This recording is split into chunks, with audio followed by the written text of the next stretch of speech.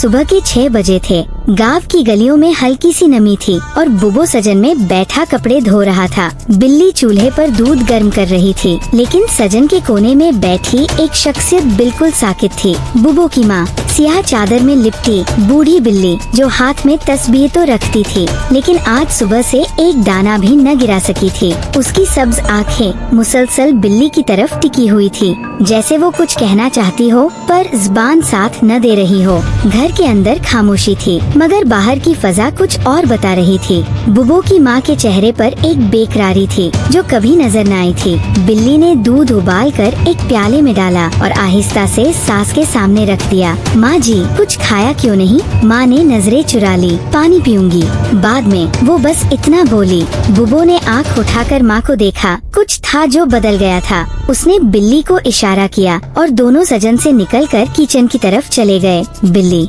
मेरी माँ ठीक नहीं लग रही, बिल्ली ने आहिस्ता जवाब दिया। 2 दिन से ऐसा ही है, जैसे किसी खौफ में हो या कोई बोझ हो दिल पर। बुबो ने सर हिलाया। मेरी माँ कभी ऐसी खामोश नहीं रही, वो तो हर बात फौरन कह देती थी। फिर उसने एक फैसला किया। रात को जब अंधेरा छा गया, बुबो और बिल्ली ने सजन में चादर बिछा दी और माँ के साथ बैठ गए। माँ, कुछ है जो आपके दिल में है, हमें बता दें। आपका बेटा आपके लिए कुछ भी कर सकता है। माँ ने पहली बार बिल्ली को देखा, बहुत गौर से, और आहिस्ता से बोली। तुमने मुझसे कभी ये नहीं पूछा कि मैं हर जुमा रात को तन्हा पुरानी कुएं के पास क्यों जाती हूँ? बुबो और बिल्ली दोनों हैरान रह गए। माँ ने गहरी सांस ली और वो राज बाहर आने लगा जो बरसों से सीने में दफन था। जब तुम्हारी शादी बिल्ली से तय हुई थी, पूरे गांव में चहमगोया हो रही थी। एक अजनबी बिल्ली, न माँ बाप मालूम, न नसब, और बुबो जैसा बच्चा। सबको ये बात चुभ रही थी।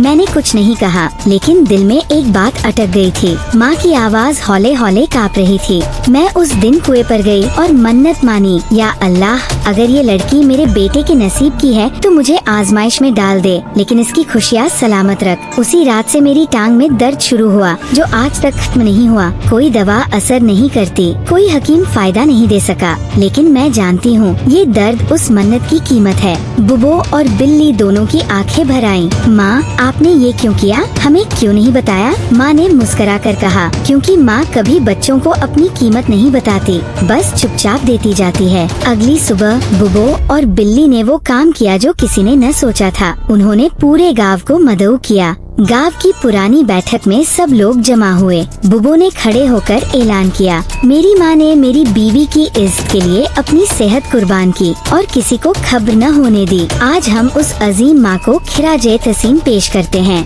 माँ को हाथों में उठाकर जब स्टेज पर लाया गया तो पहली बार गांव वालों ने उसकी आंखों में कुछ और देखा, दर्द से ऊपर उठा हुआ फख्र। रात को बुबो और बिल्ली माँ के पास बैठे थे। बिल्ली ने आहिस्ता से कहा, माँ जी, कल जुमारात है, क्या हम भी आपके साथ कुएं पर चलें? माँ की आंखों में नमी तैर रही थी। अब मन्नत पूरी हो गई है, अब सिर्फ शुक्र अदा करना है। सोचने की बात, क्या हम कभी अपनी माँ की खामोश तकलीफों को समझने की कोशिश करते हैं, या हम सिर्फ उन कुर्बानियों को मानते हैं जो जुबान से बयान की जाएं? अगर आपकी माँ ने भी कभी आपके लिए चुपचाप कुछ कुर्बान किया हो तो कमेंट में जरूर बताएं। कहानी ने दिल को छुआ तो लाइक करें और चैनल सब्सक्राइब करना न भूलें, ताकि ऐसी और हकीकत पर मबनी कहानियाँ आप तक पहुँचती रहें।